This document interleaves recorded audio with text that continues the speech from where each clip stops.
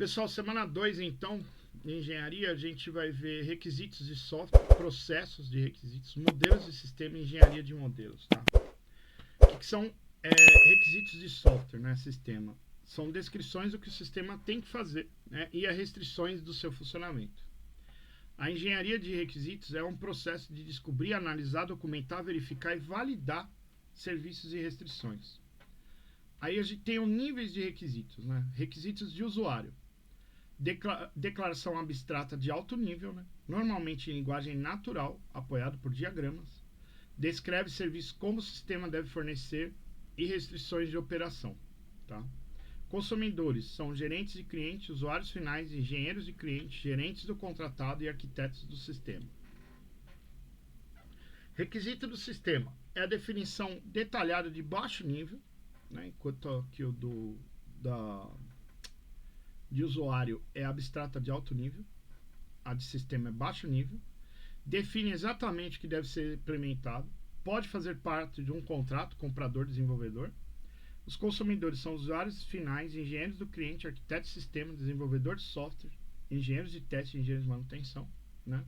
E os tipos de requisitos, eles se dividem em dois, né? Os funcionais e os não funcionais, tá? Então, os funcionais. Declarações dos serviços que o sistema deve fornecer, como o sistema deve reagir a entradas específicas e se comportar em certas situações, né? E aqui um exemplo, ó. Pesquisar listas de agendamento, gerar listas de pacientes, identificação de membros da equipe. Então, esses são requisitos funcionais. E os não funcionais são restrições aos serviços ou funções do sistema. Então, inclui restrição de tempo, processo de desenvolvimento e normas. Geralmente, aplica ao seu sistema como um todo, né? Então, quais são os tipos? Desempenho, velocidade e tamanho, a usabilidade, confiança no sistema, né? Robustez, portabilidade, segurança, organizacionais e externos. Podem ser medidos por métricas, transações por segundo, tempo de resposta, tempo de treinamento, tempo médio até a falha, e etc. Processo de engenharia de requisitos. A elicitação de requisitos é a descoberta e compreensão dos requisitos.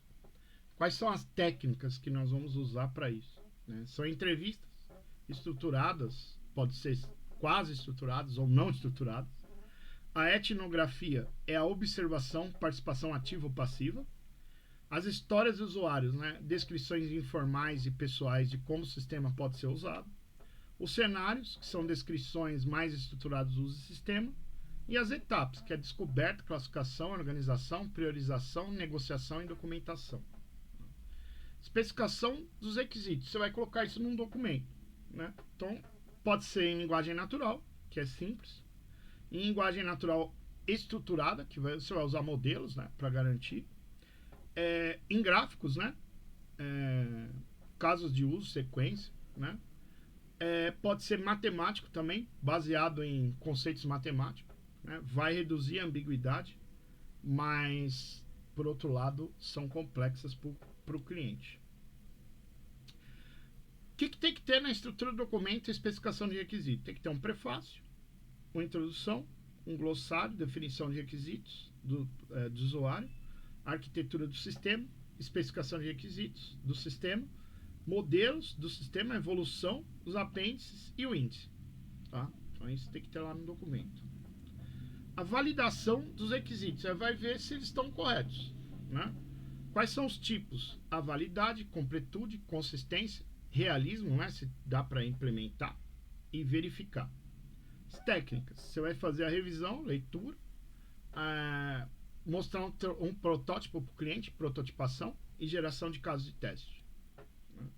Modelos de sistema é uma visão abstrata de um sistema que ignora alguns detalhes. Então, modelos de contexto define os limites do sistema e suas dependências com o ambiente, mostra a funcionalidade incluída ou fornecida pelo ambiente. A fronteira pode ser clara, substituindo o sistema existente, ou flexível, que você vai decidir no processo de requisitos. Tá? Decisão de limite pode ser influenciada por fatores não técnicos, sociais e organizacionais. Né? Aqui ele colocou um exemplo, MHC, PMS e outros sistemas, agendamentos, registro de pacientes. Né? Geralmente não mostram tipos de relacionamentos detalhados, complementados por modelos de processo de negócios. diagramas de atividades OML. Modelos de interação.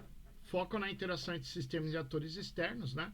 Usuários de outro sistema ou entre componentes internos. Vai ajudar a identificar requisitos de usuários e problemas de comunicação. Quais são as abordagens disso? Modelagem de caso de uso. Vai modelar a interação entre sistemas e atores externos. Representa uma tarefa discreta com a interação externa, né? O diagrama é uma elipse para casos de uso, figuras palito para atores. E o exemplo é transferir dados do MHC-PMS para o sistema de registro de pacientes. Pessoal, então aqui, ó, esse exemplo que ele está dando, ó, transferir dados do MHC-PMS para o sistema de registro de pacientes. MHC é Mental Health Care Patient Management System. É um sistema de informação voltado para a área de saúde mental, tá? Foi desenvolvido e pode ser usado em clínicas de hospital e tem como principal objetivo gerenciar a organização e informação de pacientes com problemas de saúde mental. É isso que ele colocou como exemplo aí, né? Pode ter descrições textuais, tabulares ou diagramas de sequência para mais detalhes. Diagramas compostos podem mostrar todos os casos relacionados a um autor. Então, isso é modelos de sistema, eu estou no modelos de interação, né? Nós já vimos a validação do requisito, modelos de conceito, modelos de interação. Então, pessoal, diagramas de sequência, eles vão modelar interações entre componentes do sistema, pode incluir agentes externos, né? Vai mostrar a sequência de interação ao longo do tempo, objetos e autores no topo, linhas tracejadas verticais é a linha da vida, setas anotadas indicam chamadas e métodos, parâmetros e retornos. Exemplo, né? Ver informações de paciente, transferir dados, né? Com a alternativa de criação de objetos. Podem mostrar processamento de dados sequencial e são úteis na documentação detalhada ou geração de código. Modelos estruturais. Vai exibir a organização do sistema em termos de seus componentes e relacionamentos. Pode ser estáticos ou dinâmico, né? Associados ao projeto de arquitetura. Aqui até acho que são os capítulos do livro, né, que eu acabei deixando. Foco em diagramas de classe, né? Mostra o classe de um sistema e a associação entre elas. Classe de objeto é a definição geral de um tipo de objeto. Associação, link entre classes, indicando relacionamento. Podem representar objetos do mundo real, paciente, consulta, né? E níveis de detalhamento, nome de classe, associações e multiplicidades. Pode incluir atributos, características e operações que são métodos. Generalização técnica para gerenciar complexidade, agrupando entidades em médias mais gerais, que é a herança, representada por seta apontando para a classe mais geral. Aqui acho que foi uma disciplina anterior, né, que a gente estudou, né, sobre a parte de programação de atributo, né, classe, método, né. Estamos fazendo, na verdade, uma revisão aí. Agregação é um tipo especial de associação, indicando que tipo de objeto ao todo é composto de objetos as partes, né, representada por um losango, né, ao qual o lado da classe representa o todo. Modelos comportamentais vai descrever o comportamento dinâmico do sistema em execução, mostra como o sistema responde a estímulos, né? Então, os tipos. Pode ser orientado a dados, né? Mostra sequência e ações de processamento de dados de entrada e geração de saída. Útil para análise de requisitos, né? Mostra o processamento de ponta a ponta. Historicamente, usava diagramas de fluxo de dados, né?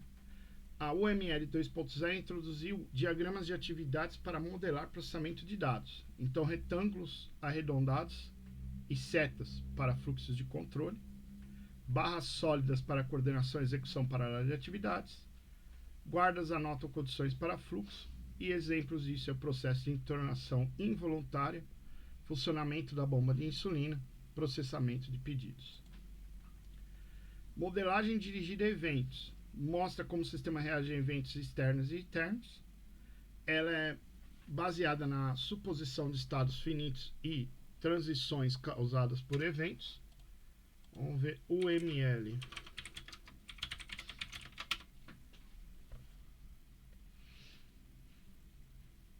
A UML é a Unified Modeling Language, que é a linguagem de modelagem unificada, né? Apoia com diagramas de estado, baseados em state charts, retângulos arredondados para estados e setas rotuladas para estímulos, círculos preenchidos para estados inicial e final, pode incluir ações realizadas em cada estado, faça, né? Superestados encapsulam estados distintos para gerenciar complexidade. E o exemplo é o software de controle de forno micro-ondas, tá? Engenharia dirigida a modelos, ou MDE, é a abordagem de desenvolvimento de software onde os modelos são saídas principais, programas executáveis são gerados automaticamente a partir deles. Aumenta o nível de abstração, reduzindo preocupação com detalhes de implementação.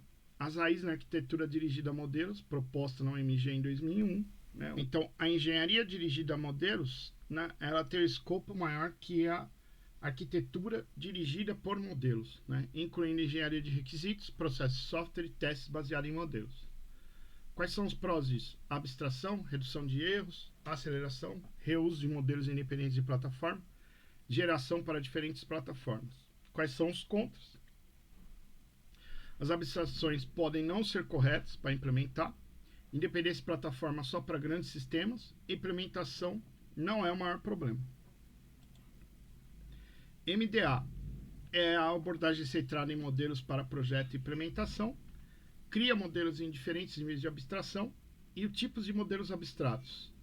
É o modelo de computação independente, que é a abstração de domínio, modelo de domínio, tradução para PIM, AINE e pesquisa. Modelo independente de plataforma é a operação de sistema sem referência de implementação, geralmente é uma linguagem de modelagem unificada, né, UML, estrutura estática, resposta a eventos, tradução para PSMs mais madura. Modelo específico de plataforma, transformações do PIM para cada plataforma. Transformações entre modelos podem ser automatizadas, ferramentas comerciais para PIM, para PSM, aí tem o Java, né, falando. E o desafio é apoio parcial para a tradução devido a ambientes de execução variados. Relação desconfortável com métodos ágeis. A UML executável XUML é um subconjunto da UML2 com semântica bem definida para permitir transformação automatizada para o código, reduz o número de tipos de modelo para modelos de domínio e modelos de classe e modelos de estado. Comportamento dinâmico especificado com ACL ou linguagem de ação da UML. Lembrando que o ACL é a linguagem de restrição de objetos, tá? Pessoal, e aqui ficamos para a semana 2 e valeu, obrigado.